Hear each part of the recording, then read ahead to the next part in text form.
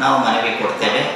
ಎರಡನೇ ಹಂತದಲ್ಲಿ ಅಕ್ಟೋಬರ್ 27ಕ್ಕೆ ದೇಶದ ಎಲ್ಲ ಜಿಲ್ಲಾಧಿಕಾರಿಗಳಿಗೆ ಮನವಿ ಕೊಡ್ತೇವೆ. ಮೂರನೇ ಹಂತದಲ್ಲಿ ಇಡೀ ದೇಶದ ಪ್ರತಿ ರಾಜ್ಯದ ಮುಖ್ಯಮಂತ್ರಿಗಳಿಗೆ ಮತ್ತು ರಾಜ್ಯಪಾಲರಿಗೆ ಮನವಿ ಕೊಡ್ತೇವೆ. ನಾಲ್ಕನೇ ಹಂತದಲ್ಲಿ 2027 ಫೆಬ್ರವರಿ 27ರಿಂದ 5.5 ತಿಂಗಳ ಕಾಲ ಅಂದರೆ ಆಗಸ್ಟ್ 15ರವರೆಗೆ ದೆಹಲಿಯಲ್ಲಿ ಕೋಟಿಗಟ್ಟಲೆ ಗೋಭಕ್ತರು ಸಂತರು ಸೇರಿ ಧರಣಿಯನ್ನು ಮಾಡೋರಿದ್ದೇವೆ.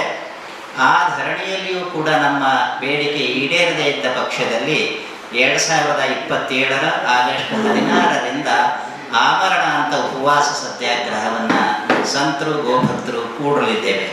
ನಮ್ಮ ಮುಖ್ಯ ಬೇಡಿಕೆಗಳು ಏನು ಅಂದರೆ, ಗೋವನ್ನು ರಾಷ್ಟ್ರ ಮಾತೆಯಂತಾಗಿ ಉದ್ಘೋಷಣೆ ಮಾಡಬೇಕು, ಅದನ್ನು ನಿಲ್ಲಿಸಬೇಕು, ಗೋವಿಗೋಸ್ಕರವೇ ಗೋಮಾಳ ಸಂರಕ್ಷಣೆಯಾಗಿರಬೇಕು, ಮತ್ತು ಗೋಹತ್ಯೆಯನ್ನು ಸಂಪೂರ್ಣವಾಗಿ ದೇಶಾದ್ಯಂತ ಏಕಕಾನೂನಿನ ಅಡಿಯಲ್ಲಿ ನಿಷೇಧಿಸಬೇಕು.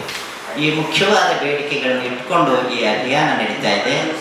ಇದರ ಪೂರ್ವಭಾವಿಯಾಗಿ ನಾಳೆ ಭಾನುವಾರ 15ನೇ ತಾರೀಕು ಬೆಂಗಳೂರಿನ ಮಹಾಲಕ್ಷ್ಮೀಪುರಂನಲ್ಲಿರ್ತಕ್ಕಂಥ ಹಿಂದೂ ಸಾದರ ಕ್ಷೇಮಾಭಿವೃದ್ಧಿ ಸಂಘದಲ್ಲಿ ಬೆಳಗ್ಗೆ 8ರಿಂದ ಸಂಜೆಯ 6 ಗಂಟೆಯವರೆಗೆ 1 ದಿನದ ಗೋಭಕ್ತರ ಸಂತರ ಕಾರ್ಯಾಗಾರವನ್ನು ಏರ್ಪಡಿಸಿದ್ದೇವೆ. ಈ ಕಾರ್ಯಾಗಾರದಲ್ಲಿ ರಾಜ್ಯದ ಮತ್ತು ಹೊರ ರಾಜ್ಯದ 100 ಗೋ ಸಂತರು ಹಾಗೂ ರಾಜ್ಯದ ಪ್ರತಿ ತಾಲೂಕಿನ ಪ್ರತಿನಿಧಿಗಳು ಸುಮಾರು ಒಂದು 500ರಿಂದ 600 ಜನ ಗೋಭಕ್ತರು ಈ ಕಾರ್ಯಾಗಾರದಲ್ಲಿ ಭಾಗವಹಿಸಲಿದ್ದಾರೆ. ತಾವೆಲ್ಲ ಮಾಧ್ಯಮ ಮಿತ್ರರು ಈ ವಿಷಯವನ್ನು ಹೆಚ್ಚಿನ ಮಟ್ಟದಲ್ಲಿ ಪ್ರಕಟ ಮಾಡಬೇಕು, ಸಮಾಜದಲ್ಲಿ ಜನರಲ್ಲಿ ಗೋ ಜಾಗೃತಿಯನ್ನು ಮೂಡಿಸಬೇಕು ಅಂತ ಕೇಳಿಕೊಳ್ತಾ, ನಾಳೆ ಮಧ್ಯಾಹ್ನ 12ರಿಂದ 1 ಗಂಟೆಯ ಅವಧಿಯಲ್ಲಿ ಮಾಧ್ಯಮ ಮಿತ್ರರೆಲ್ಲ ಈ ಕಾರ್ಯಾಗಾರದ ಸ್ಥಳಕ್ಕೆ ಆಗಮಿಸಿ ಕಾರ್ಯಾಗಾರ ನಡೀತಾ ಇರತಕ್ಕಂಥದ್ರ ಬಗ್ಗೆ ಹೆಚ್ಚಿನ ಮಟ್ಟದಲ್ಲಿ ಪ್ರಸಾರವನ್ನು ಮಾಡಬೇಕು ಅಂತ ತಮ್ಮಲ್ಲಿ ವಿನಂತಿ ಮಾಡಿಕೊಳ್ತೇನೆ. 108 ಮಹಾತ್ಮರು ಕೃಷ್ಣ ಜನ್ಮಸ್ಥಳದಲ್ಲಿ 4-5-6 ತಿಂಗಳ ಹಿಂದೆಯೇ ಒಂದು ಬೈಠಕ್ ಮಾಡಿದರು.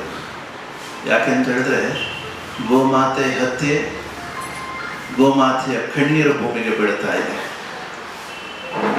ಯಾಕೆಂತ ಹೇಳಿದ್ರೆ, ಗೋಮಾತೆಯ ರಕ್ತ, ಗೋಮಾತೆಯ ಕಣ್ಣೀರು ಭೂಮಿಗೆ ಬಿದ್ದಾಗ ಏನಾಗುತ್ತೆ ಅಂತ ಪ್ರತಿಯೊಬ್ಬರಿಗೆ ಗೊತ್ತು. ಇದರ ಹಿಂದೆನೇ ಕೊರೋನಾದಂಥ ಮಹಾಮಾರಿ ಬಂದೋಯ್ತು. ಯಾಕೆ ಬಂತು ಅಂತ ಹೇಳಿದ್ರೆ, ಈ ಗೋಮಾತೆಯ ಕಣ್ಣೀರು ಮತ್ತು ರಕ್ತ ಭೂಮಿಗೆ ಬೀಳ್ತಾ ಇದೆ. ಇನ್ನು ಮುಂದೆನೂ ಅಷ್ಟೇ 2030 ನಂತರ ಇನ್ನು ಬಹಳ ದೊಡ್ಡ ಅನಾಹುತ ನಡೆಯುವಂಥದ್ದಿದೆ.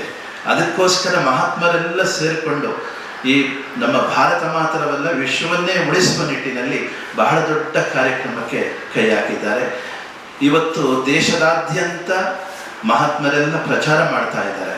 ಯಾಕೆಂತ ಗೋಮಾತೆಯೇ ರಾಷ್ಟ್ರಮಾತೆ ಆಗಬೇಕು, ಗೋಹತ್ಯೆ ಸಂಪೂರ್ಣ ನಿಷೇಧ ಆಗಬೇಕು ಅಂತ ಹೇಳಿದ್ರೆ ಅಲ್ಲಿ ಎಲ್ಲ ಮಹಾತ್ಮರು ಪೀಠ ಬಿಟ್ಟು ಬೀದಿಗಿಳಿದು ಗೋಮಾತೆಯ ಪ್ರಚಾರ ಮಾಡ್ತಾ ಇದ್ದಾರೆ.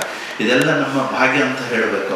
ಯಾಕೆ ಗೋಮಾತೆಯೇ ನಮ್ಮ ಉಸಿರು, ಗೋಮಾತೆಯೇ ನಮ್ಮ ಪ್ರಾಣ. ಇಂತಹ ಒಂದು ದೊಡ್ಡ ಕಾರ್ಯಕ್ರಮದಲ್ಲಿ 15ನೇ ತಾರೀಕು ನಾಳೆ ಒಂದು ಮೀಟಿಂಗ್ ಇದೆ. ಅದಕ್ಕೆ ತಾವೆಲ್ಲರೂ ಕೂಡ ಭಾಗವಹಿಸಬೇಕು ಅಂತ ಹೇಳೋದು ನಮ್ಮ ಇಚ್ಛೆ. ಗೋಮಾತೆಗೆ ಆದಷ್ಟು ಗೋಮಾತೆಯ ಉಳಿವಿನ ಬಗ್ಗೆ ನಾವೆಲ್ಲರೂ ಯೋಚನೆ ಮಾಡಬೇಕಾಗಿದೆ. ಒಂದೇ ಗೋಮಾತೆ. ಜೈ ಗೋಮಾತಾ. ಗೋ ವಿಶ್ವಸ್ಯ ಮಾತರಃ ಅಂತೇಳಿ ಹೇಳ್ತಾರೆ.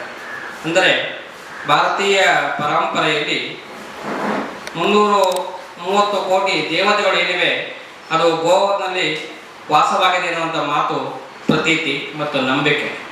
ಆ ದೃಷ್ಟಿಯನ್ನು ಇಟ್ಟುಕೊಂಡು ಗೋವನ್ನು ಕಾಮಧೇನು ಅಂತೇಳಿ ಮತ್ತು ತೆಂಗಿನಕಾಯಿಯನ್ನು ಕಲ್ಪವೃಕ್ಷ ಅಂತೇಳಿ ಅತ್ಯಂತ ಪೂಜ್ಯ ಭಾವನೆಯಿಂದ ನೋಡುವಂಥವರು ನಮ್ಮ ಭಾರತೀಯರು.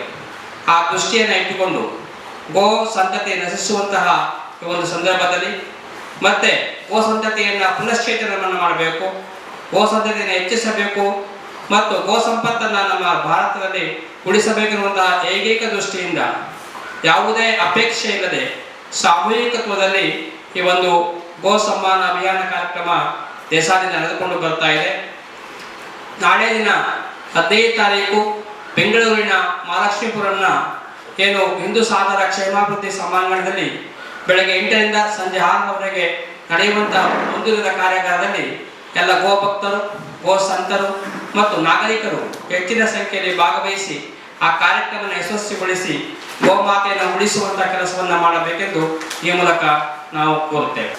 वर्तमान में सबसे बड़ी जो मुख्य आवश्यकता है गौ माता को बचाने की, देश के जो जितने भी संत महापुरुष मुद्दरने जो संत है उनका जो बैठक हुआ था उत्तर प्रदेश के भगवान ठाकुर की लीला नगरी है ब्रज, वहाँ पे सभी संत महात्माओं के मानस में ऐसा आया, उन्होंने बैठक किया.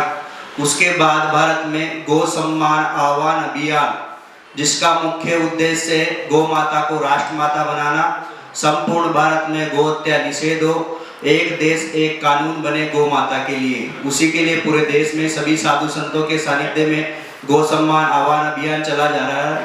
उसमें मुख्य जो उद्देश्य है गौ माता की सेवा शुश्रूषा हो. ನಾವು ನೋಡ್ತಾ ಇರೋದ್ರಿಂದ ಈ ಒಂದು ಅಭಿಯಾನಕ್ಕೆ ತಮ್ಮೆಲ್ಲರನ್ನು ಬೇಡ್ಕೊಳ್ತಾ ಇದ್ದೀವಿ, ಪ್ರಕಟಣೆ ಮಾಡಿ ಎಲ್ಲರೂ ಈ ಅಭಿಯಾನಕ್ಕೆ ಭಾಗವಹಿಸಲಿ ಅಂತ ಈ ಮೂಲಕ ಕೇಳ್ಕೊಳ್ತಾ ಇದ್ದೀವಿ. ಧನ್ಯವಾದಗಳು. ರಾಜ್ಯಗಳಲ್ಲಿ ಗೋಹತ್ಯೆ ನಿಷೇಧ ಇದೆ, ಇನ್ನು ಕೆಲವು ರಾಜ್ಯಗಳಲ್ಲಿ ಗೋಹತ್ಯೆ ನಿಷೇಧವಾಗಿಲ್ಲ.